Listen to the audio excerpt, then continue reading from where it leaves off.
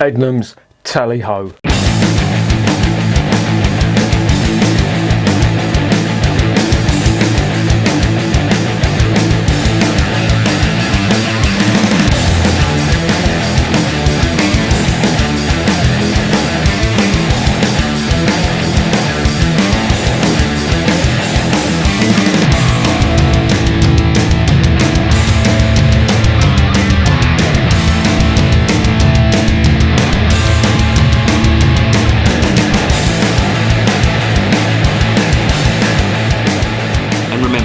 Life is too short to be drinking shitty beer.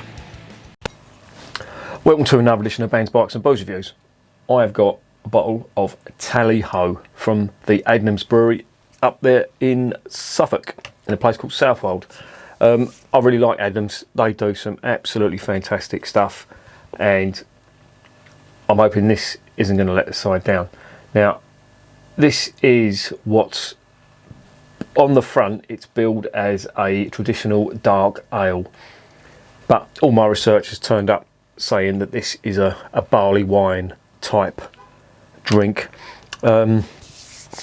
It's, you know, there's a whole complete style called old ale. It potentially could fall under that as well.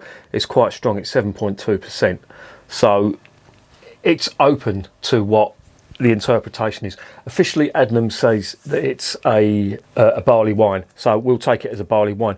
And it's quite interesting in that its ABV changes from year to year, because it is what is technically a Christmas beer, or brewed for Christmas, and they brew it in October.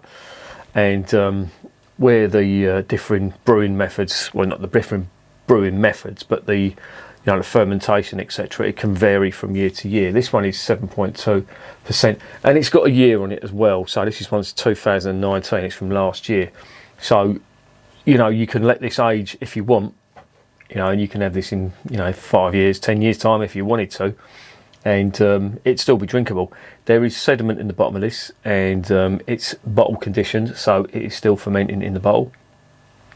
They say not to pour the sediment in. They always say that, whenever there's sediment in the bottle of a bottle conditioned British ale, they say don't pour it in. The reason they say don't pour it in is because it makes it go all cloudy and hazy. Now, years ago, if you got a cloudy pint, it would be handed straight back to you, back to the barman, saying you won't drink it. Personally, that doesn't bother me. I can put the sediment in to British ales, and it really doesn't bother me at all. But it's always on the bottle because of that, that legacy of cloudy beer. Cloudy beer was supposedly a bad pint. It wasn't. It was just because of it had yeast residue in it. Cloudy or hazy beer, it doesn't bother me at all. So, just a quick little bit about the brewery. I'm sure I've said it in many Adnams reviews before, but yeah, they're based up in a place called Southwold. Very posh, very quaint, not for a rough bloke like me. The brewery is quite big. It's very, very eco-friendly. It's got solar panels everywhere. It's got like a roof garden. It's completely sort of eco-friendly, if you like. And they do some absolutely amazing beers, and a wide range of beers too. As I say, I've done loads of them on my channel. If you've not drank Adnams beer before, you really are missing out. They just get things spot on, and I'm hoping this is going to be spot on too. So I'm going to shut up and I'm going to investigate this beer.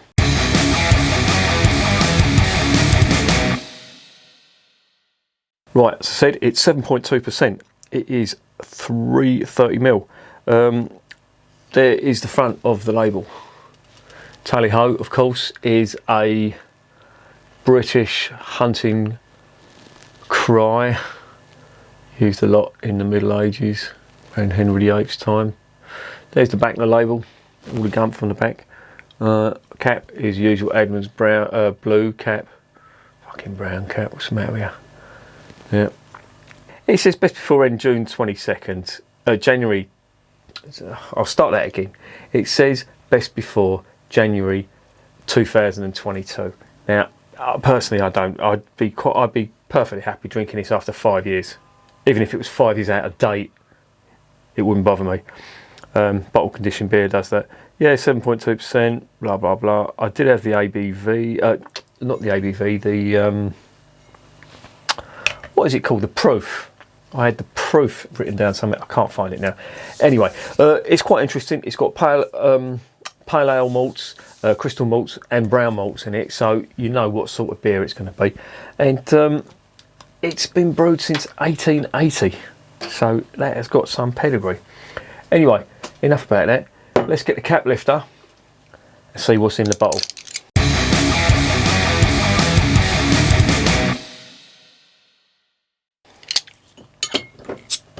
Right, now I've just had my dinner, so I'm a little bit full up. So hopefully this ain't going to go straight to my head, but it won't do. Hopefully, anyway. 7.2%.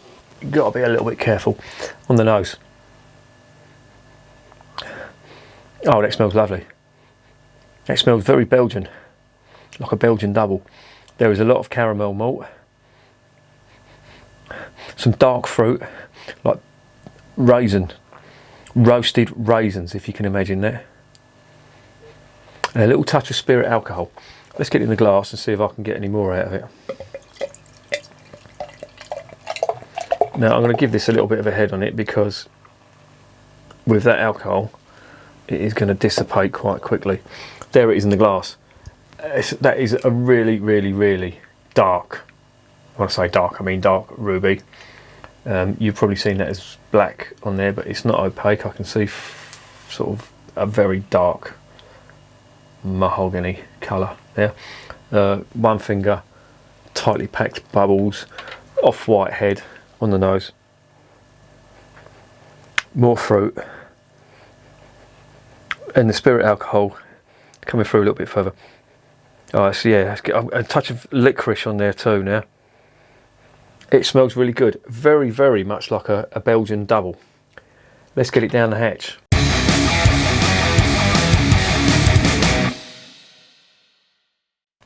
Cheers.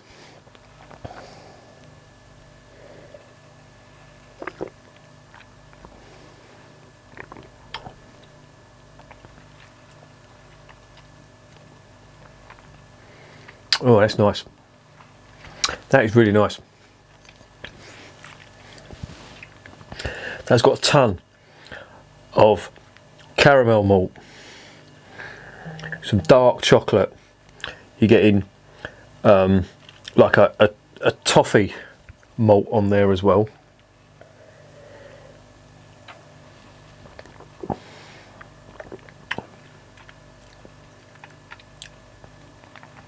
There's like a vanilla and licorice flavour to it as well.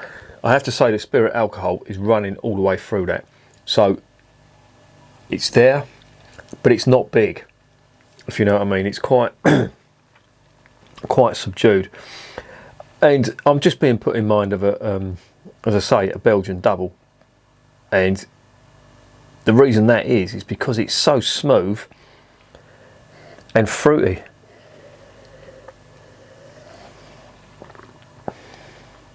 God, this is lovely. This is amazing stuff. This isn't like any barley wine I've tasted. This is, to me, you know, even Adnams say that this is a barley wine. I don't think it is. With barley wine, I associate it with high ABV, which this is. A lot of spirit alcohol. A lot of sugar and sweetness to it as well.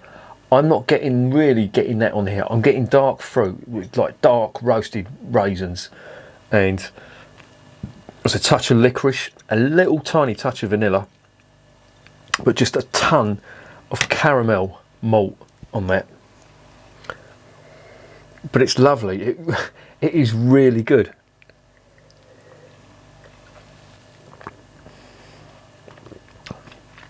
The mouthfeel is silky smooth, and I've got to put this down because I'm just going to neck the lot of that. Easy now, Cuddles, don't be so enthusiastic. Wow, this is really good. Now this is my kind of thing. If you're into strong ale, like old ale, for example, like Theakston's Old Peculiar. What else? Even the Adnams Broadside, strong ruby ales of, you know, local brewers. You're going to love this. When I saw the barley wine sort of tag they put on it, I thought, I'm not a huge fan of it, simply because, as I said, because of the sweetness, the sugary sweetness and the high spirit alcohol that runs through it. I'm not really getting that here. I'm getting a touch of the spirit alcohol, not really getting that sugary sweetness at all. But it's absolutely gorgeous. I can only imagine what this would taste like if I left this to mature. It would be really nice. I should do that actually, just pop it up on the shelf. I know what I'm like though. I'd come in pissed one day and fucking crack it open and say, oh, can't taste anything. But this is lovely. It's so flavoursome. Like even now, I'm getting chocolate. I'm getting dark chocolate from that. Liquorice. Absolutely gorgeous. And it goes down amazingly. Honestly, I cannot rate this high enough.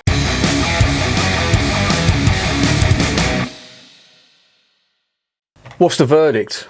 As if you need to know. Right, now, I make no bones about it. I love what Adnams do. They're a great brewery.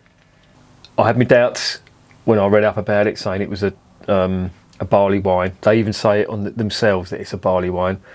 On the label, it's got traditional dark ale. That's what I'd call it. I wouldn't say this is a barley wine. It's just a really good. I suppose you could class this as an old ale.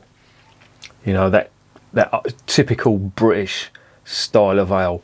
Big malt, big alcohol, super smooth, drinkable, but you've got to be careful with it because it'll knock you sideways if you don't give it a bit of respect.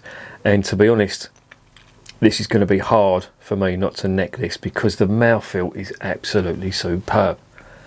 I am going to give that a 10 out of 10 for the simple reason it's lovely. I'm definitely going to buy another couple of bottles of it and I'm going to let it mature. And if I'm still around in the next couple of years, if I haven't been knocked over on the bike, if the coronavirus hasn't killed me, if the missus hasn't murdered me for the insurance, or the dogs haven't savaged me because they haven't been fed, then I'll be reviewing them. But if not, then you know what's happened. It's going to be one of that lot. But this gets a 10 out of 10, and I urge you to try it. I urge you to get this. You can get it from Beers of Europe. And as I say, if you're a fan of that style of old ale, you're going to love this. It's really good, but super drinkable as well. Put a little bit of a chill on it. I took this chilled. I took it out of the fridge and let it stand for about half hour. And with a slight chill on it, this is absolutely gorgeous. I love it. 10 out of 10, recommended. And remember, beer is working class champagne.